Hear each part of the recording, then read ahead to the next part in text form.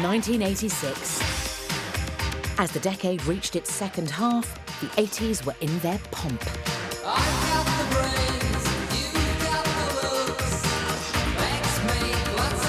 All I remember about 1986 was everything around us just seemed to be sort of fake plastic pop.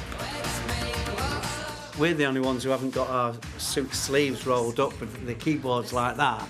The new pop of the early 80s collided with the money-driven counter-revolution and lost. That was the era of the yuppie, there's no question, and Filofax and your mobile phones. Out went Feed the World. In 86, we wanted to fleece it. You're on every front cover in every magazine throughout Europe.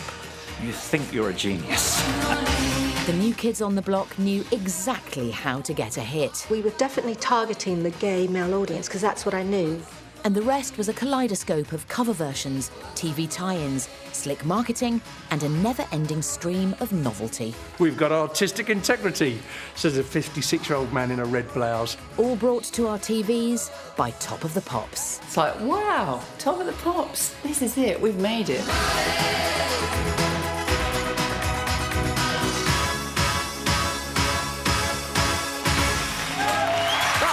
Years ago, November '82 was my first Top of the Pops. It was also the first Top of the Pops for two guys who went on to immense success. Tonight is their last Top of the Pops as Wham, with The Edge of Heaven at number 1, George Michael and Andrew Ridgely.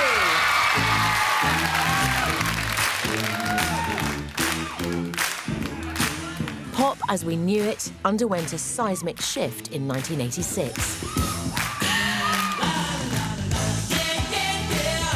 Wham gave their final farewell at Wembley before George stepped up to superstardom. A huge thank you to everyone, not only today, but for the last 4 years. Wham went out on a high, but other stars of the early 80s vintage were now no longer rebellious youths so much as, well, grown-ups. 1986 is the end for that generation of British band. Wham are splitting up, George is going solo. Spandau Ballet are still ploughing their furrow, but there's not fun anymore. Duran Duran, they've lost a member, and they're making records with Nile Rodgers, because that's what you do when you run out of ideas in the 80s. All these bands are done because pop bands shouldn't really last a long time. Even the British band with more top 20 hits than any other called time on their career. A straw-headed woman and a barrel-chested man. Madness were always great, but the fact that they choose to do the end on Top of the Pops, there seems a certain poetry about that. I hear the ghost train rumbling along the track. Top of the Pops was the only programme that would have us on. Yeah. You know, like, been banned from Tiswas. Yeah. A band from Terry Weidman. Yeah, we can't really talk about that. Madness had announced that they were splitting, but the fans couldn't quite believe that the Nutty Boys would really go their separate ways. We weren't flavour of the month anymore. It was like we'd always said, if we, you know, the moment we stop enjoying this, I was enjoying walk away. it. We grew up, didn't we? Did we grow up? It's black and white. Bit sad, you know? Yeah, no, it wasn't sad. It was, you could feel it inside. This is it. I was totally lost. And Mark and I had on our guitars at that end. I think I started up a little landscape gardening firm after that. The decline of the British pop royalty that Top of the Pops had enjoyed for half a decade posed a problem for head honcho Michael Hurl. Can you guys come in now? With the old guard gone, how to keep the fans tuning in? It's a very surprising show, I think, this week. It was vital to keep the show's format looking fresh. So a new look Top of the Pops. One of the changes is that we're going to have a look at the charts right now. Over this video from Tavares, Heaven Must Be Missing an Angel. You know, Michael was constantly trying to find ways of getting more music into 30 minutes. Sorry, Tavares, this is where we have a look at the new Top 40. A new entry at number 40 for Susie and the Banshees and Candyman. Now that doesn't work because you've got the track and the presenter trying to do the rundown, and they're actually clashing. Well, I'm going to keep my eyes firmly on the man, Mick, but also reveal to you this week's Top 40. And a chart entry at number 40 this week, it's Viola Wills. They're competing with each other. You don't hear the track properly, and the DJs find it hard to battle with it.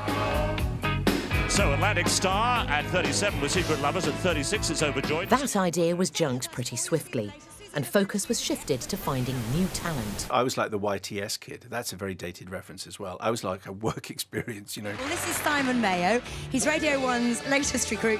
Where are you from? I'm from Nottingham. And I remember Janice Long introducing me. Shall I do a twirl? Yes, please. Can we have a 12? This is what he looks like. He's all right, Expensive isn't it? gear, this. I had to introduce the Pet Shop Boys, but I didn't look at the camera. OK, now live on Top of the Pops, up 10 places to 21, the Pet Shop Boys. What an utterly stupid thing to do or to not do. So I said, can I do it again? Absolutely, never do it again.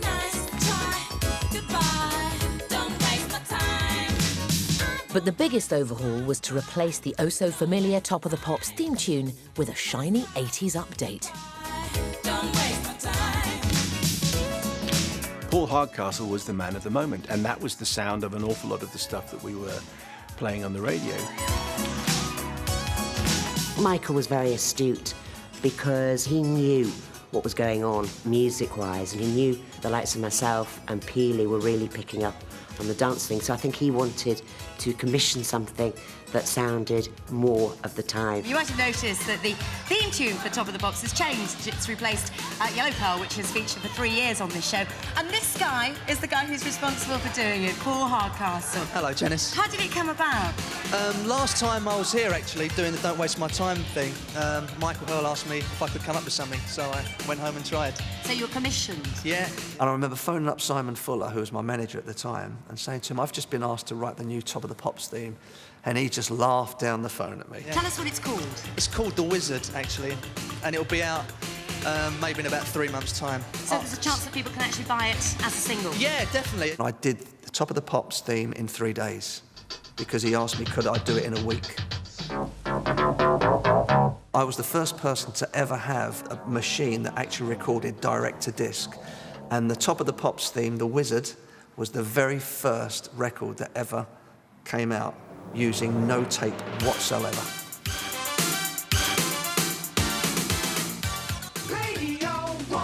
Radio 1 wouldn't play the Top of the Pops theme. Michael Hurl actually got onto Radio 1 and said, do you know what, if you don't play my record, then don't send your DJs to my show. He went ballistic. And I love the way he called it my record. They're not going to play my record? Right. I mean, that's how powerful he was at the time. Michael Hurl defied the radio ban by playing The Wizard constantly to millions of viewers. Well, this next item is actually the theme that you hear at the beginning of the show and in the middle of the show, now available as a single. Here's Paul Hardcastle, theme from Top of the Pops, The Wizard.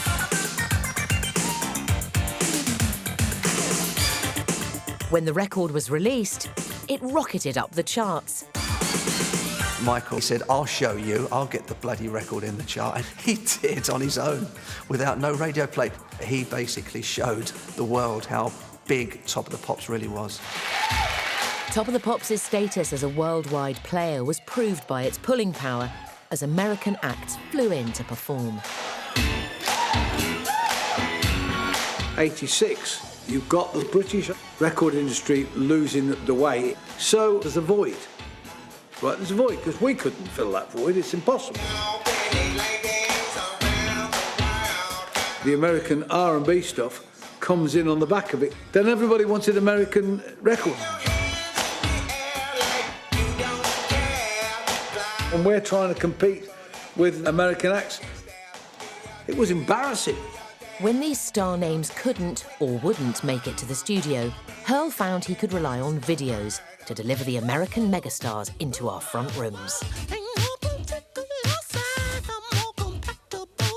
This is the age of the video. People are a bit bored with live music, you know, people singing out of tune over tinny guitars. So when they say, and now it's Madonna with Papa Don't Preach, you don't want to see her stood in the middle of a stage with a microphone with the curly bit hanging off the end. You want to see the video, because the video at this point is part of the package.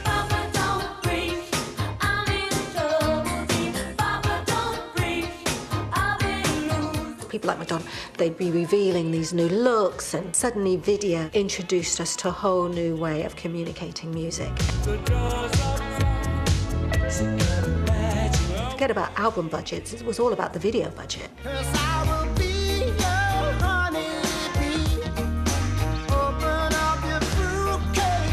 Videos were de rigueur, and the Brits relished the creative challenge, taking the art form to the next level. This week, up 18 places to number 16 for Robert Palmer, but forget about him, just have a look at these girls, Addicted to Love. And for Robert Palmer, created an iconic association with high-concept visuals and an all-model band. I'm Julia Bolino, and I played lead guitar. I'm Julie Pankhurst, and I played the keyboards.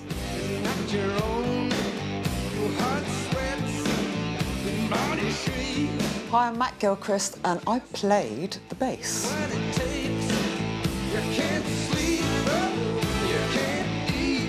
We weren't really that sure if music videos were a cool thing to do because they were so new. We had a discussion about it on the phone about whether I should do this video, and I said, well, it is Terence. Terence Donovan, legendary fashion photographer, was brought in to direct, style and amp up the couture credentials. The whole concept was Donovan's. The stylised fashion meets music. It was a very simple brief. You are to be like shop window mannequins. Imagine the glass in between you and the rest of the world. They can look, but they cannot touch. You are not available. You are with Mr. Palmer. Expressionless. I felt I owned that role. Yeah. Not that I was being sold as some passive. No, we weren't passive. Object. We were That terrified. wasn't Donovan's. That wasn't his. He didn't want that either. No. He wanted strong, bold, confident women. So we thought we embodied that. In those days, the Musicians' Union, if you were on camera miming, you weren't a Musicians' Union member, you had to employ that musician to be in the room. So behind camera was an entire band. Female. I did feel a bit uncomfortable. Clunkily playing this lead guitar with this woman looking at me thinking, oh my God, she's butchering that. While the video provided make-up inspiration for generations, it also polarised opinion. John Peel and I were both incredibly cross about the video to Addicted to Love. It was just cloning women. It was horrible. It really, really was. And when we were sitting there, you know, in rehearsals, I just said, dickhead in love. And Peel went, you can't say that. You'll get into trouble if you say that. I'll say it. That's a dickhead in love, Robert Palmer. And how nice to see that he's turned his back on all of that sexist muck. Never had a bad reaction from a woman about it. Ever. No, in fact, oh my God, I loved the way you guys looked in that video. It was amazing. It's so inspiring. You're so strong. I never had, you know, oh, you did that? Why would you do that? That was horrible. Never was that said. Ever, ever, ever. Music was now a melange of marketing opportunities, the most powerful of which was the film industry. The chart looked like a year-long movie trailer.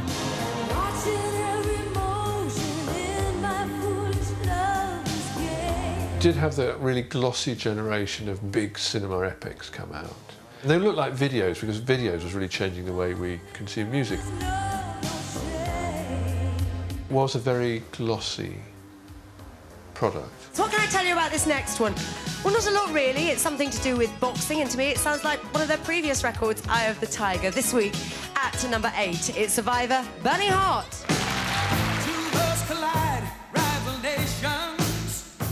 These soundtrack singles allowed the Hollywood machine to preen and flex its muscles. So it was a lovely irony that it was a Brit who brought Hollywood to Shepherd's Bush and the Top of the Pops studio. Billy Ocean was commissioned to write the theme for the hotly anticipated rom-com The Jewel of the Nile.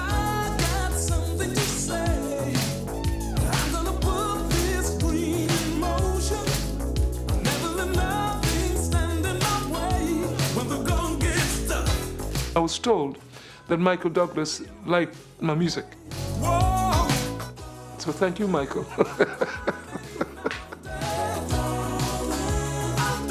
was a hit before the film came out, it didn't need the film. In fact, maybe you could argue that the song was better than the film. But anyway, maybe they carried each other. Surprise cameos in the video from the film stars Kathleen Turner, Michael Douglas and Danny DeVito increased the hype. They decided that they would come and do the video. We did that at the Academy in Brixton. They came over and they worked all the routine. They were all dressed in white and very, very, very classy videos. It's my best video. Of course, the American movie marketing people had forgotten those pesky British musicians' union rules. BBC wouldn't play because in it, Danny DeVito was playing the sax. As far as they're concerned, he wasn't a member of the musicians' union. Top of the Pops weren't taking on the union, so a reversion was made with the real sax soloist, so the promo could keep boosting sales.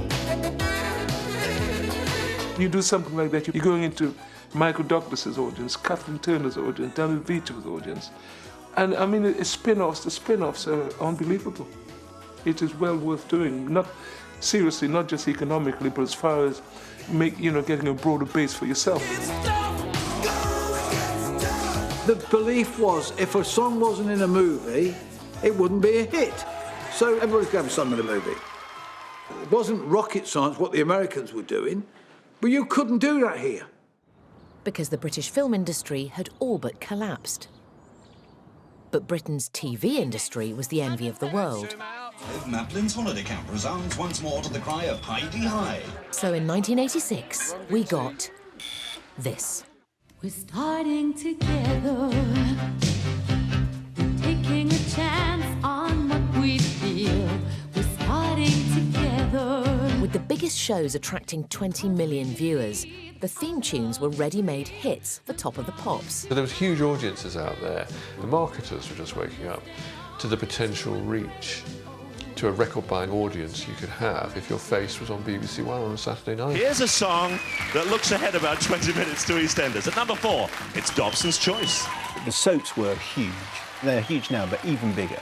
And so if a soap star sings a song, if it's even vaguely half decent, it's going to get on and it's going to be a hit.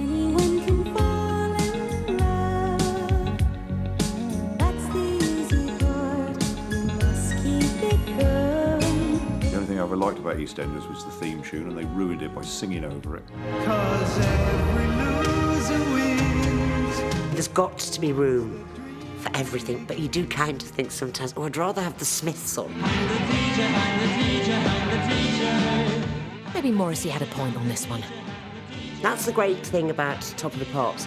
This is a programme reflecting the top 40, the records that you have bought this week. TV tie-ins kept middle-market consumers happy, but there wasn't a lot for the smash hits generation. Even the apparent rebels of the pack were highly conceptualised, and the shock carefully conceived. This could be number 1 next week. Here's Sig Sig Sputnik. It came upon the British public like this incredible, extraordinary, meteoric explosion.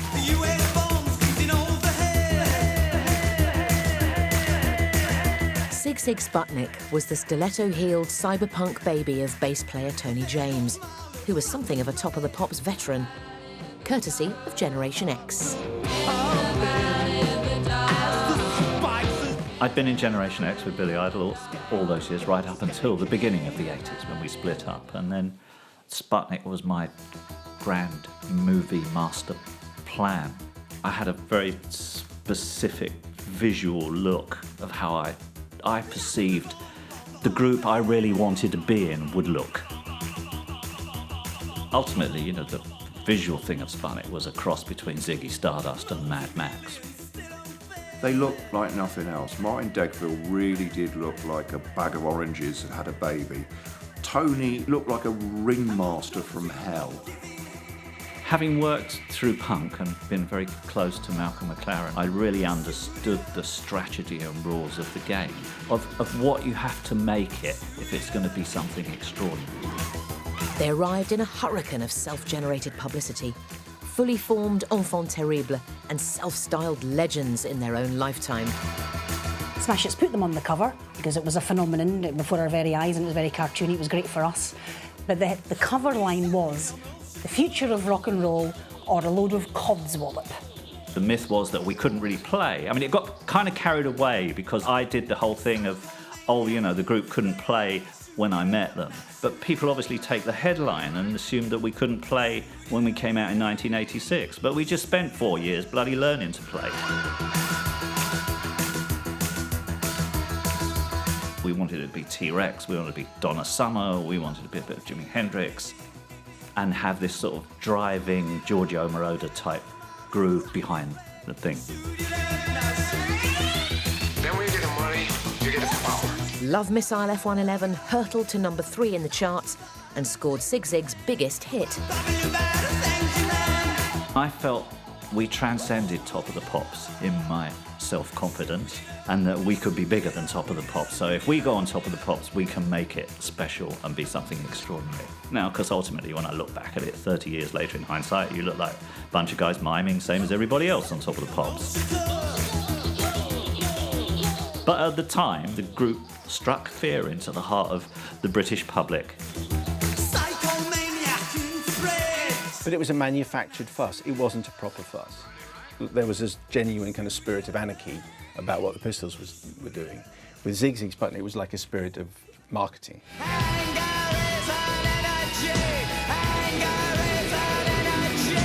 The spirit of punk may still have flickered here and there, but the sneering swagger was now coming from the other side of the tracks. Stock market will be a car park in 5 years' time. I'll have made a fortune, and that's what I want.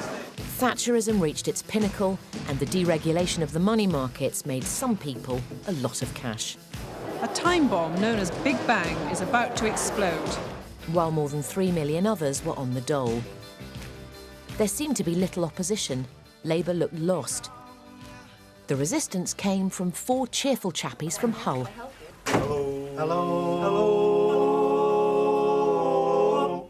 We're the House Florence. My lyrics had been sort of vague social comment without really having any manifesto. But in the beginning of '86, it became more and more obvious that I had a sort of statement to make. We all had skinhead haircuts. Our politics were over the left, even though we looked like a bunch of Nazis. Joking. They were comedy Marxists. This kind of thing had never been seen in pop music before or heard. They were subversives. They were actually taking the jolliest and most beautiful sounds that they could muster, and within these songs was really heartfelt, really meaningful, and very, very smart political messaging.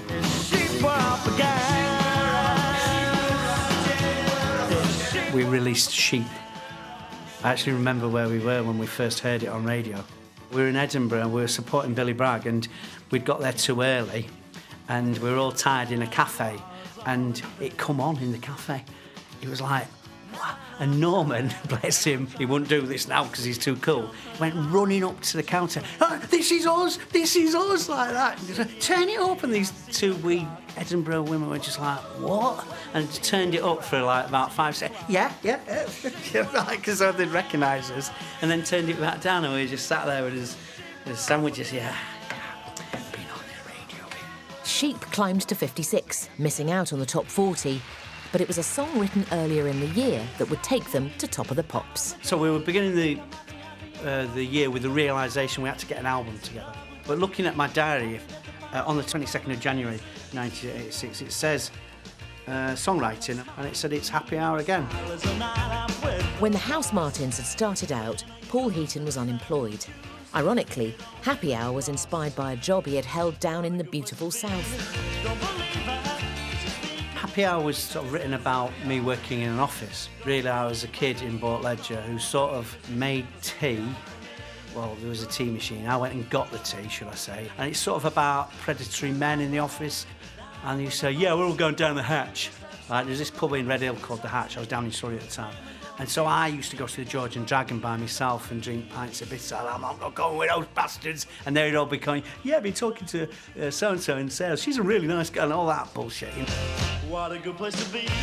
Don't believe that. So it was sort of about that office atmosphere, and bit of sort of how I thought the men were looking at the women in the office. We released this song, and everybody in the studio saying, that sounds like a hit. I was like, oh, that'll be good, wouldn't it? And it just crashed as we did, into the charts. What a good place to be. I'm just looking here. Friday the 13th, unlucky for some, we were number 15 and going up in the midweek. The phone call would have come, and it was to go on Top of the Pops. Here in the studio at number 3 with Happy Hour, it is the Housemartins. I've got a vague recollection of scarves, you know, being waved. So they'd set it up, the BBC, like a mini concert, which felt very good. People saw Top of the Pops within the industry as this will make your record go up in the charts. But we saw it as just a chance to show off in front of our mates, you know, like, and go straight home and say, you're not going to believe who's on Top of the Pops on Thursday. Me.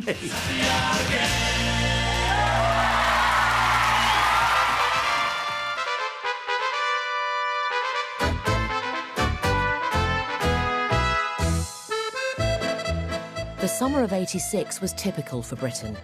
A stampede abroad to escape the weather.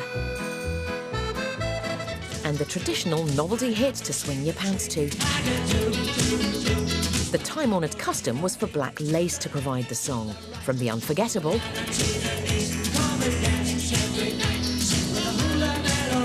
to the unforgivable. But 1986 broke with convention. You know, Spitting Image portrayed me as someone who is out of touch, someone who has no humanity. Well, the truth is, I care. I care a great deal. I care, and don't you ever forget it! Sunday night Spitting Image was one of those moments that was the talking point when you got to work on Monday. When I think of Spitting Image, I always think of puppets with mobile phones and red braces. It's a bloated era. Those puppets really fit in that world because that's what politicians and people looked like. With sketches that skewered politicians and public figures, as well as the behaviour of the great British public, Spitting Image's songs were an important element for the team to bring to screen.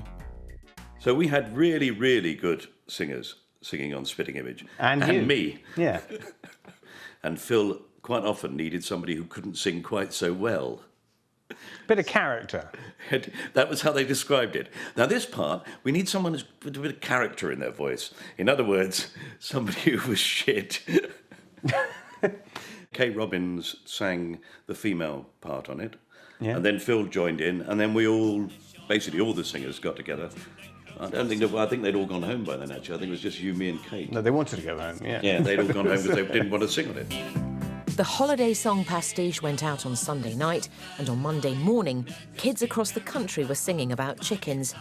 It was a no-brainer to release it. They'd written a song taking the mickey out of novelty songs, and it had become a novelty single and gone to #1. So they'd had their cake and eaten it. They'd become the thing they'd satirised, but they'd also overcome the thing they'd satirised. It's a work of genius. It's also vile. We never got to do Top of the Pops, though, did we, Phil? No. With the No. A supergroup was hastily assembled for the Top of the Pops studio, with President Ronald Reagan on drums and Mrs. Thatcher on keyboard. Yeah, when those two wet gits with their girly curly hair make another song for moronic holidays. Now officially pop stars, the voiceover artists needed a proper pop star contract. Kate Robbins rang me and she said, "What are you going to sign?" And I said, "Well, you just sign it, don't you?" She said, "No, there's an option. You can either sign it and get 400% of your original fee as a payoff, you know, so you get that money, or you can take a percentage." She said, "You'd be a mug to do that." So I said, "Well, I don't know. I think it's quite funny. I think, you know," I said, "No, you know, I'm going to take the percentage." She went, "Well, you're a mug." A teeny percentage, and how many copies did it sell? In this country, about 500,000.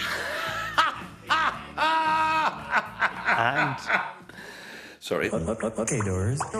Something really strange happened around 1986. There were novelty records absolutely everywhere. Just this kind of random nonsense that the public were responding to. It made everything really very silly and a lot of fun, but in terms of classic pop music, it was pretty thin on the ground in '86, it has to be said. Here's a bunch you won't believe. Back to the 60s, it's psychedelia, it's flower power. Doctor and the Medics over here with their 1986 version of Spirit in the Sky. 1986, we'd actually been going for 4 years. We'd had an indie hit in 1985, a #1 in the indie charts, and the two were totally separate. And you weren't meant to cross over to the dark side and have a #1, you know. If you had a #1, you'd sold out men, you know, all that business. And so we were making the album, and we saw it very much as an indie album, and that was our brief, and that's where we were going. And then we just started messing around with Spirit in the Sky in the studio. Spirit in the Sky had been a #1 hit in the UK for Norman Greenbaum in 1969 and sold more than 2 million copies. The producer said, you should record that, it could be a hit. We don't want a hit, we said. We don't want a hit, you know.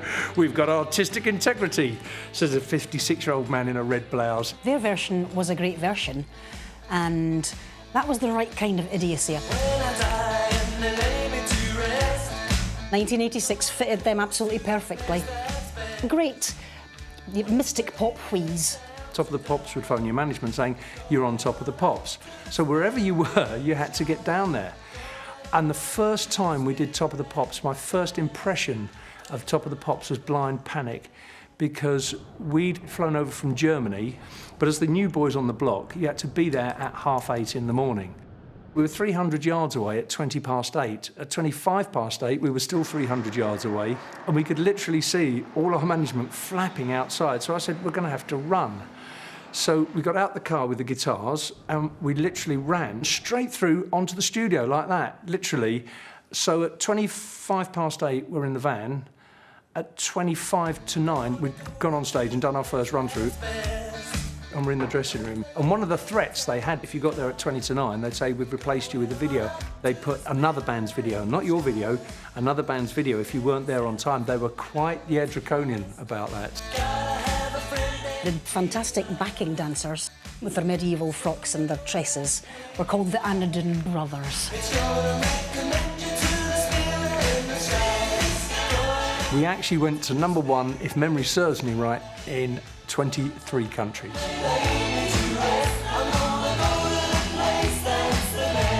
I think we did well in the weeks we were there to do it 3 times live, and I think they liked us in the end.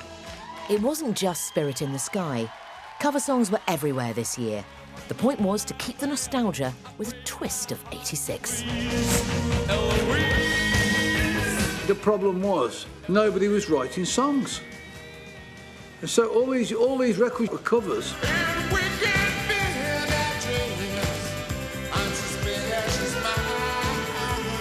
So the record industry went down that route of, if it's not a cover, it wouldn't be a hit. So they had to be covers. If it wasn't in a movie, they wouldn't be. It had to be in a movie. So you got movies with covers in it. Nonsense.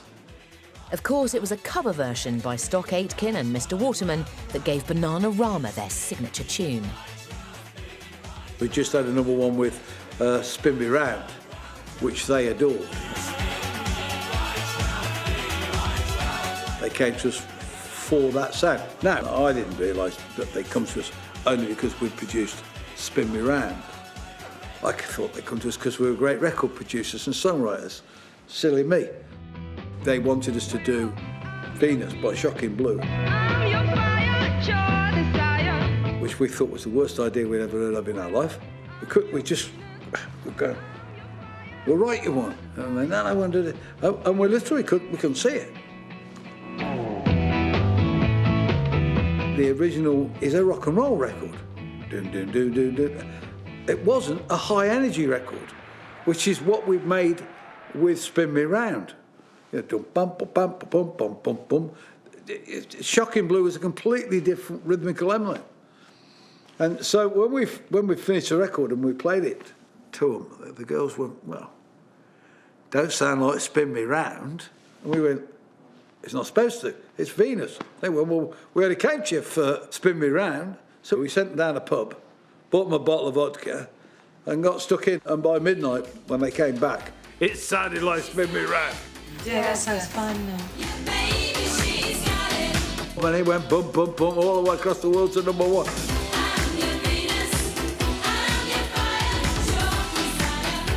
The Nanas cover of Venus reinvented the trio and became an 80s anthem, the peak of high-energy production and the synthesised sound synonymous with the decade. I never really fitted in with the 80s. I remember the 80s as being like kind of sort of day-glow pink and really bright colours and padded shoulder pads and this kind of drum machine beat that we got this sort of sound, a disco drum beat, and it was not my thing at all.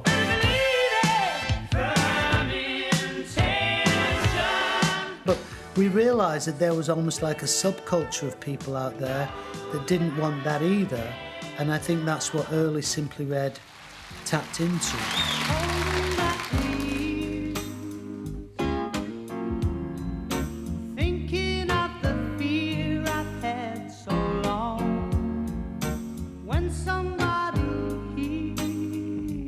This was the year that Michael Hurll wanted to do things in real time, so you'd turn it on and it would actually be live, and he also wanted live performances.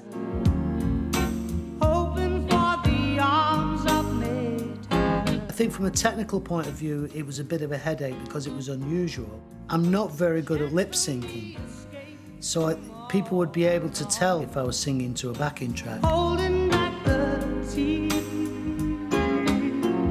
So I always wanted to sing live, and it also, part of the reason why we wanted to do it was because we felt very real.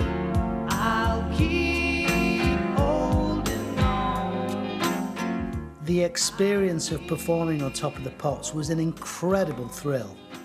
But, you know, we'd been quite kind of emotionally scarred. But, you know, 4 years of being on the dole makes you kind of feel like a nobody, you know, you're nothing. And the only way that developed my self-esteem was this through sheer love of music that I've always had. And it just kept me believing that, you know, one day something would happen and we would, like, achieve some sort of success. Success was reflected by an appearance on Top of the Pops in itself. Every act invited to appear had to have a single on the way up the chart. That was the unbreakable rule. But being a star on the show didn't mean a champagne showbiz reception. Welcome to Studio 6 of Television Centre and this week's Top of the Pops. People never see the back side of it, you know? They're kind of waiting in these dingy dressing rooms downstairs. In those times, they were really sort of damp and dingy and all these pipes everywhere and stuff, and you would wait for hours. I found it very intense. It was a very intense thing because once you got in there, they never really liked you to leave. Everything was like precise, timed. It was like, get there at 8 o'clock, stay in this room, you know, all day. It was a bit claustrophobic in those little Yeah, I mean, they did keep you in these bunkers. rooms. They kept you in these rooms, and they had a speaker on the wall, you know, that you couldn't turn off, so, you know, we pulled it off the wall and... de-wired it, yeah. It was really boring in the back there. There's no excitement really, unless you were into alcohol and you went up to the bar and got smashed or something like that. We worked out you could climb out the fire escape and up here and over there, and we got in the bar. And the bar was incredibly cheap. I just went around the whole day making a pest of myself, just getting as many autographs as I could. Going round saying, can you sign this? And I've got Paul McCartney's autograph there. I think I got somebody in reception, somebody like Bill Oddie or something like that, and I was like, I got Bill Oddie's, brilliant, Bill Oddie, like one of the goodies. The makeup ladies were amazing because they would tell you everything about anyone. In this day and age, it wouldn't be allowed. But I remember walking into the long makeup room in Top of the Pops, and there's me, Hugh, Norman, Stan, all full of spots, and next to us the Bangles. And I just went to the makeup woman, I said, what are you going to do here then? You know, they used to go, do you want makeup? You know, we never want makeup, don't want makeup. And one day I thought, you know what, I'll go and get some makeup. You know. So I go out there and I said, can you make me look as young as Cliff Richards? And I looked round, who's in the next chair? He wasn't Sir Cliff then, I don't think. He weren't. You could just go Cliff. You very much like a kind of a part of a production line. Let's have some applause going. Go on, hands. They had people in the audience that was sort of telling them what to do. I don't know if I'm supposed to tell that. Oh, you are a happy lot. I'm glad I came now. I used to be a cheerleader on Top of the Pops, you know, just one of the people that stands around the audience. Some of those were people who got tickets. Some of us were planted there by the show to kind of nice up the place and be smiley and happy. I do think I used to say, oh, you know, I'll be doing Top of the Pops one day, and people used to be like, oh, God, you know, who does she think she is? Sunita embodied the times. She had ambition and breeding. High-energy disco divadom was her birthright. My mother and my auntie were pop stars, sort of at the same time. So my auntie's Amy Stewart, so she had Knock on Wood and Come On Baby, Light My Fire, and they were big disco things with costumes, and it was all fabulous.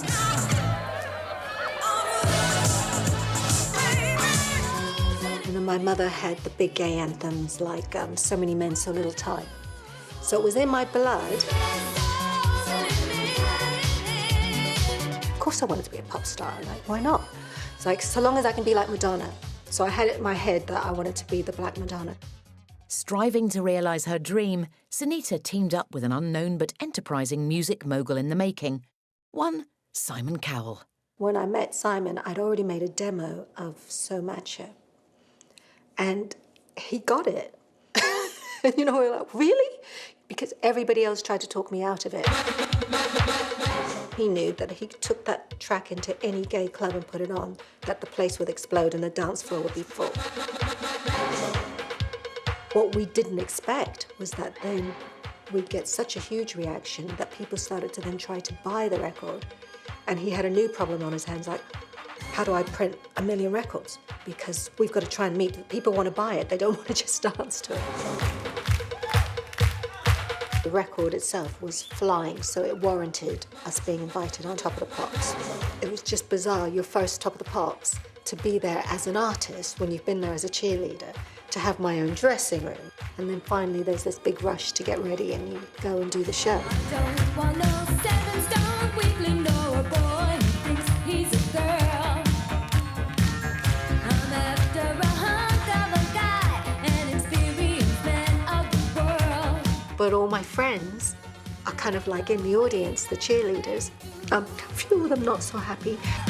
So macho, he's gotta be so macho.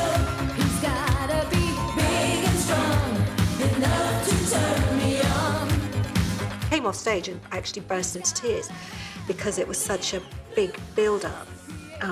I knew all the floor men and the directors because I'd been a cheerleader there. So I crossed over, you know, and I was a bona fide pop star. Just crazy.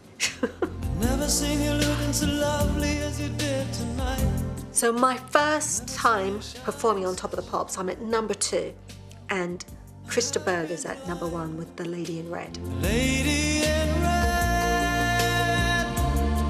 Next week, instead of me coming back and being number 1, I was still number 2, and Krista Berg was still number 1. I've never seen you looking so gorgeous as you did tonight. And the week after, For the 4th week running at number 1, it's Krista Berg. the guy would not leave the number 1 slot. Where you look tonight. We're selling tons and tons and tons of records, like I can't get this guy off the top slot. So then Krista Berg finally drops and it's like, oh, you know, this is it. And it's like, literally, we're getting to the finish line. Boris Gardner, I Want to Wake Up With You. Another old man with another ballad. I wanna wake up with you. And is number 1 for another 3 weeks. And I'm stuck at number 2. The high-energy dance beat was a mainstay of the gay club scene, and in '86, the refuge of the dance floor was ever more important. Today, we start our campaign for anybody worried about AIDS. So if you want advice and information, play safe. Around 1985-86, we first became aware that this thing that had been reported as a kind of gay plague on the east coast and west coast of America, all of a sudden people in London started getting mysteriously, catastrophically ill. Just rampaged through people, and that was devastating. The message to everyone this year was don't die of ignorance. And at the same time, if anything, sharpened the hostility that maybe, and the antipathy that lots of people felt. I can remember there was a leader comment in the Daily Telegraph, and it said, the problem with AIDS is that it's not confined to homosexuals. And that told you what you needed to know, really. I think dance music was a sort of antidote to the kind of cultural effects of HIV, which was making life very dark for some people. Dance music was the Communards' passion and mission, and this year they found an extraordinary new dynamic, collaborating with chanteuse Sarah Jane Morris. I introduced Sarah to Jimmy, and they immediately kind of hit it off, personally and musically.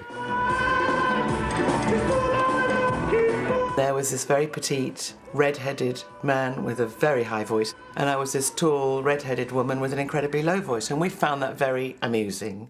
We were playing around with the idea, and we said we must do something together. It was Jimmy's decision to do Don't Leave Me This Way, because it had been one of his all-time favourites. We recorded Don't Leave Me This Way with Mike Thorne, using this new emerging sampling technology, the synclavia, which then was so advanced that if it broke down, you practically had to get someone from the Pentagon to come and fix it. But it gave you huge opportunities to create new sound. That's how we were able to feed our vocals in, you know, the He was able to stretch our voice. Of course, we didn't really know what we were doing. But that's a great thing about pop music. Pop music is a great place to not know what you're doing, because you'll take risks. Cue the track, mix, zoom out. That summer, it was Top of the Pops who revealed the new look Communards.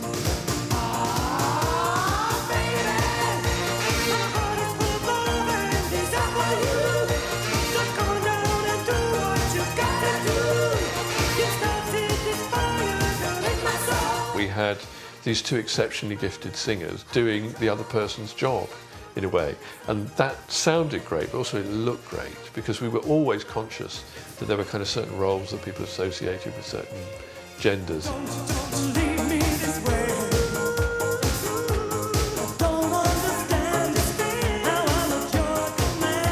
It wasn't androgyny, it was a new kind of mixing things up.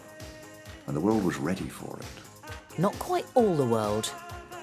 One newspaper suggested that Jimmy would only have duetted with a drag artist, and because I had size 8 shoes and a low voice, they suggested that I was a man. God knows what they thought Jimmy was then, but he was evidently gay. That would never do either. The media are the ones who would have a problem with it and create negative headlines just because they could, because it was just very, very easy. The kids didn't care. This was the biggest selling single of the year and broke down those media-made barriers with music. You know, Jimmy's gift was so extraordinary, and his connection to an audience so powerful. I was sort of edged out of that, which I found very difficult to cope with. I was very jealous of, actually, although that was an unsayable thing at the time. What I remember at Top of the Pops is kind of sulking slightly in semi-shadows while the spotlight picked out Jimmy. Because we were #1 for 6 weeks, we had to do it quite a few times. And the first time, from Venice, they flew us in a private jet. And we had to go and do Roland Rat in the afternoon. The Cunards! Yeah! And Top of the Pops in the evening.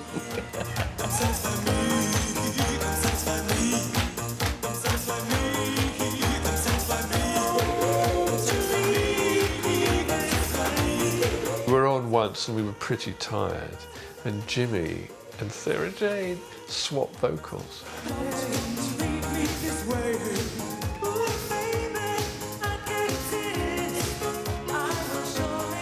And you can see the camera frantically scrambling to get out the building, never mind to cut to a different shot. Zoom out.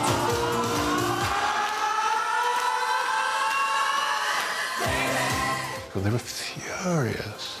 They went absolutely mental, because of course you have to preserve the illusion that this is real, which it isn't. And I can remember, I think it was Michael Hurl who was the executive producer then, having a very terse conversation. They've got a real good talking to for that. It didn't go down well, but we loved it. We were told that if we hadn't been at #1, it would have been pulled and we would never have been on again. What were they going to do? I mean, we were #1. I suppose they could have played the video, but that worked for us too. Dance music here was starting to build bridges, but in America it was developing into a sound that would change the world. And we go back to number 16 in the charts, featuring the amazing voice of Mr. Daryl Pendy. This is Farley, Jack Master Funk. Love Can't Turn Around. A new sound was coming from the Chicago clubs, and Top of the Pops hosted the act that launched house in the UK. It's easy to say in retrospect that it was clearly the start of something. But I think it was the start of something. Now this is how it started. My dreams are broken-hearted, yet I want you, baby. It was the beats, it was the voice, it was the grooves. It made it so much different from what was happening here. It was a totally different sound that everybody was talking about and getting really, really excited about.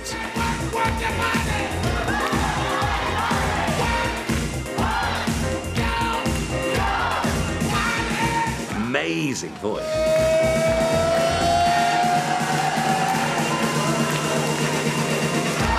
He once told me that he loved being prodded by forks. But the mainstream weren't concerned with that sort of house. The millionth council house was bought under right to buy. Their exclusive housewarming gift was a bottle of Prime Minister's Special Reserve whiskey. House prices soared, as did homelessness. And a thriving art scene was growing under the radar. It was a very strange time, but an incredibly creative time. Everyone was squatting, nobody could afford to live anywhere. Tough times. Not too dissimilar to now. There were shoots of recovery in British pop, and one band broke out, the retro-cool Swing Out Sister.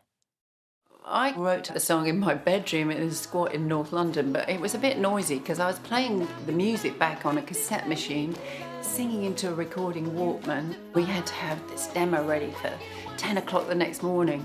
But my flatmate came storming up at about 2 in the morning going, "Can you shut up? I've got to get up for work the next time."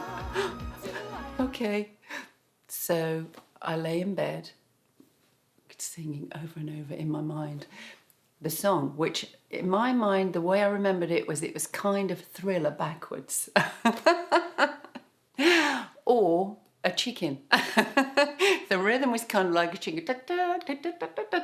That, I had to sing these things over in my head and try and remember the words and think, as soon as she gets up at 8 o'clock in the morning, I'll continue with the recording, which I did. And then the bike turns up at 10 o'clock. I just had to give them what I had. And they went, yes. Now you found a break to make it last. You've got to find a way to say what you want to say. Break out. This new easy listening sound was entirely fresh. And singer Corinne's thrift shop chic now came in handy. When we were asked to be on Top of the Pops, I didn't have enough money to buy any clothes, but our record company said, "Oh, it's okay, we'll give you an advance to get something to wear for Top of the Pops." But all I could think was I needed to buy some new gas bottles for my Calagas seat. I did buy a jacket by a designer called Joe Casey Hayford. That was probably the most expensive thing I'd ever bought, but then I didn't have any money left for anything else. So I had a t-shirt on that was my mum's, and I can remember I was wearing some curtain rings that I got from my mum's curtains that looked like bangles, and a piece of remnant fabric I tied like a sarong, and then I just had my Doc Martens and socks on. You've got to find a way to say what you want to say. Break out. It was like a dream come true.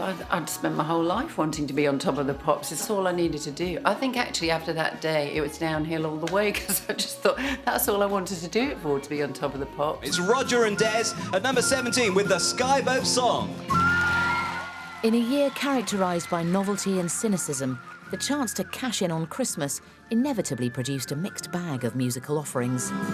Speed, bonny boat, like a bird on the wing. But it was our cheerful chappies a cappella version of Jasper Eiley's Caravan of Love that captured the public's imagination. Stand up, stand up, stand up, I'm your brother. On the day that I worked out Caravan of Love, we worked it out, the song I was listening to that day is this one, Reet Petite by Jackie Wilson. That came back to bite me, didn't it? She's my sister. She's my sister, don't you know? But that song quickly became associated with everybody with Christmas. It was a message of hope, and Caravan of Love fitted perfectly into that. It's time to stand up and fight. We played a show called The Tube. They'd had this chalkboard out of the favourites for #1 for Christmas, Christmas #1. And it's a race. And I've got 2 Housemartins here because, Stanley and Norman, because their record is the favourite. It's currently 6-4, which means you could not win that much if you bet on them. And then it goes up to number 23 on the 2nd of December. And it carried on rising. As we can see from the diary, which is fact, by the way, Caravan of Love midweek on the Tuesday was #1. Are you ready? I was told on the Sunday morning, the 21st, after the shops closed on the 20th, that it was #1, and it was official that it got to #1. And so we celebrated. All right, it's Reet Petite because this is the Christmas #1 from Jackie Wilson. But on the Christmas Day edition of Top of the Pops, Jackie Wilson's Reet Petite was revealed to be the official #1.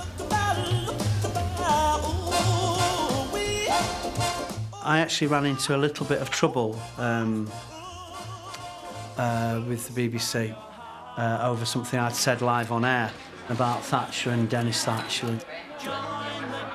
So we always sort of put it down to that. Stand up, stand up, stand up. Conspiracy theorists declared that the Housemartins had been nobbled for subtly shifting a gospel ballad to a lefty rallying cry. Stand up, I'm your brother. I should say on a more positive note, I got a pub that I used on Grafton Street called the Grafton, and we went back in there for the pensioners' party, something which was organised for the pensioners, free food, free beer, etc. And we walked in and we got a standing ovation. They were so proud of us that everybody stood up and cheered us, and it was a really, really moving moment. It felt like a #1 to a whole people. Paul, I think you should give a speech. Well, cheers. So it didn't really matter, the actual chart rundown is we were #1.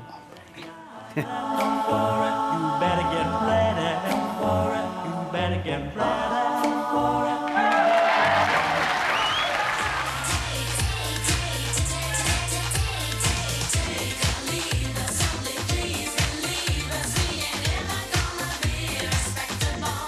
The dance revolution would gather speed in 1987, but the High Street belonged to the music industry outsiders and their stable of boys and girls next door.